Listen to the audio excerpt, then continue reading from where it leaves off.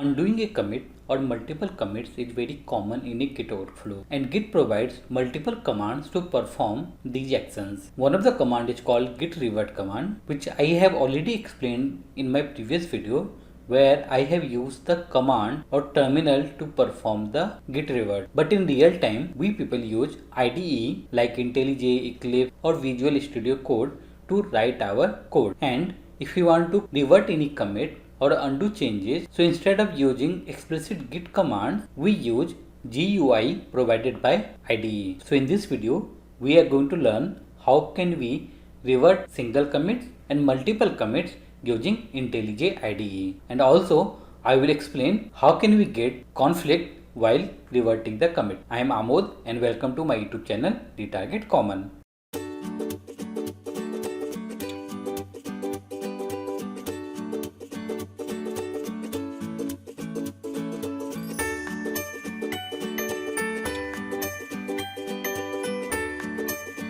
I will suggest you to watch my previous video on git revert first before you come to this video. So I am going to create a new project in IntelliJ. It will be simple Java project. So let me click on new project. I am going to use Java 11. That doesn't matter, whatever version you want to use, you can use it. Click on next again, and here I am to give the project name. So let me give some meaningful project name here. Click on finish, and here I am going to add a new package, and I will add a new class in which I will write hello world Java program. So let me do that quickly. As of now, this project is not a Git project. To enable Git in this project, we need to click on VCS and select enable version control integration, and it will be by default Git selected. Let it be and click on OK. Now this is a Git project. You can see created Git repository in whatever project name we have given in that folder. Now if you right click on this project, we'll see one option called Git, and here we have something called commit directory. In this commit directory we can see unversioned files. This means these files are not tracked by Git. So if we expand this arrow, here you will see all the files which has been added as part of this project. This is like when you do git status, we see untracked file. Let me open the terminal and run the git commands manually. So type git status. So here you can see it is saying that we have something called untracked file, .idea, then some IML file and src package. So whatever file you see here, everything we can see in git status as well. So in the last video, we use the git add command. So instead of using commands, we can use the IntelliJ GUI here. So here I want this hello world.java to be a tracked file. Check this checkbox, and here need to give the commit message also. Means adding to the staging area and committing that will be in one go. That's why we see here commit to master. So let me add a commit message like added hello world code, and let me click on commit. So now you can see hello world.java file has been removed from unversioned file because this is not a git untagged file anymore. If I click on this git tab and go to console, here you will see some commands. So we know that to make a normal repository, a git repository, we use the git int command, and you can see same thing has been executed on behalf of us. And then we perform git add hello world.java, then it has been committed, and whatever commit message you provided, that was in this txt file. Now if you go to log tab, here you can see whatever commits we create, we had given this commit message added hello world code, and if you click on this commit id, here you can see what has been changed as part of this file.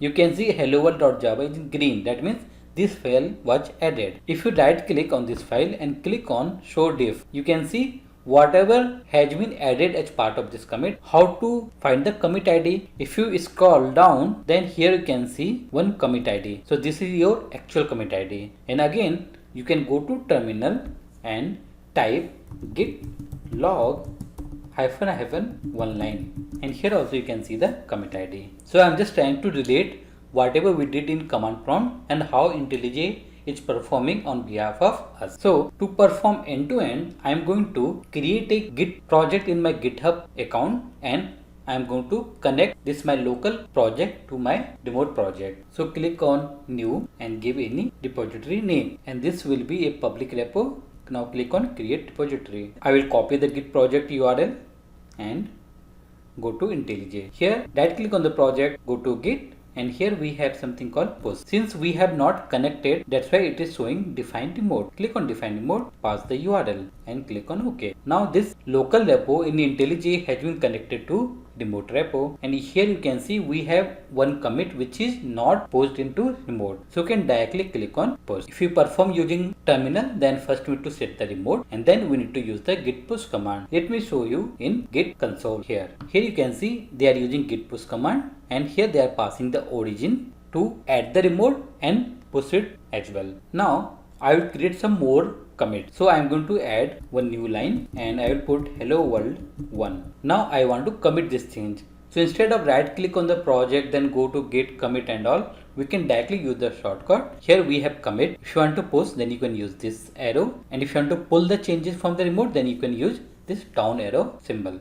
So let me click on this tick mark. Automatically this window will be opened, and whatever changes we have done, automatically this will be shown under the changes area. Now you can change the commit message. So I will added hello world 1. Let me directly hit commit and push. Click on push again, and these changes will be in my remote repo. Let me show you that. If I refresh this repo, here I can see we have src demo. Inside this I will have the hello world.java file, and we have total 2 commits. Let me quickly create one more commit.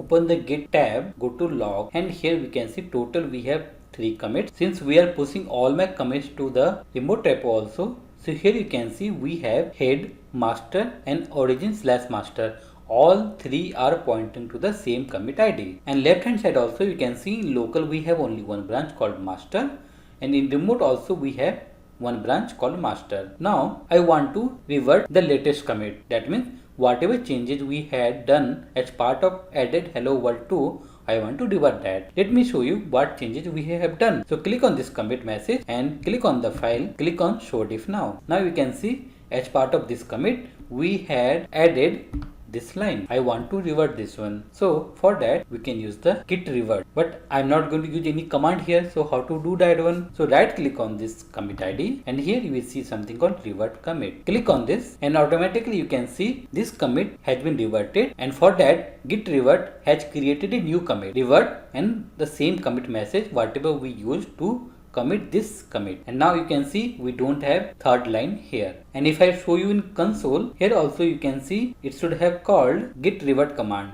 and they are passing the same commit ID. If you see in the log for this commit, we have the commit ID starting from 5A. So the same commit ID has been used in the console as well. So when we perform using the command prompt, it will ask you to enter the commit message. We can override that behavior, but by default it will ask you to enter the commit message. But in IntelliJ it didn't ask, so no need to worry. If you want to change this commit message, then you need to select it, right click on it, and here you can see edit commit message. Now you can add whatever commit message you want to add. Let me add removed hello world 3 line. Let me click on OK. So we know that git revert will not delete the commit history. Now suppose I want to revert all these 3 commits. So you need to select all 3 and select revert commit. So for each commit to be reverted will create a new commit. Select it, and here you can see we got 3 new commits, and it will be from top to bottom. So first this commit has been removed, then this commit, then this commit, and after reverting everything we can see we have only one line present in my Java file, and that line was in my first commit. But these things has not been posted to remote repository. If you go to your GitHub project, here you will not see removed commit. So whatever changes we have in local, to push this one we can use the shortcut, this up arrow, select it, and all the commits will be shown here, whatever we had done recently. Click on push. So it is showing pushed 4 commits to origin/master.